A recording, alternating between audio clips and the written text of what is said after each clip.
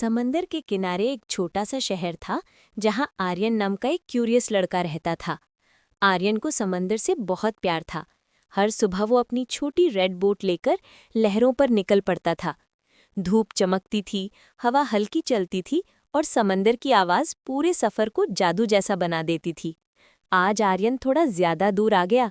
समंदर और गहरा और खूबसूरत लगने लगा।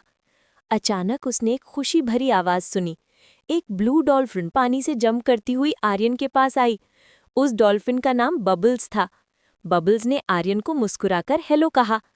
बबल्स ने आर्यन को समंदर के अंदर का वर्ल्ड दिखाने की ऑफर दी।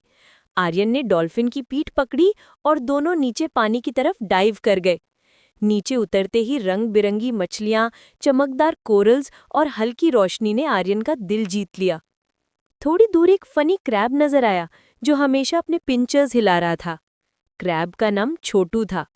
छोटू ने आर्यन को एक सीक्रेट कोरल केव दिखाई जहां एक गोल्डन फिश रहती थी। गोल्डन फिश चमकती हुई रोशनी फेंक रही थी। अचानक पानी की तेज लहरों ने आर्यन को धकेल दिया। आर्यन घबरा गया, लेकिन बबल्स और छोटू फौरन उसकी मदद को आए। दोनों ने मिलकर आर्यन को संभाल लिया। आर्यन ने महसूस किया कि दोस्ती, हिम्मत और टीमवर्क से हर मुश्किल दूर हो जाती है। बबल्स और छोटू आर्यन को ऊपर सरफेस तक ले आए। आर्यन ने उन दोनों का शुक्रिया अदा किया।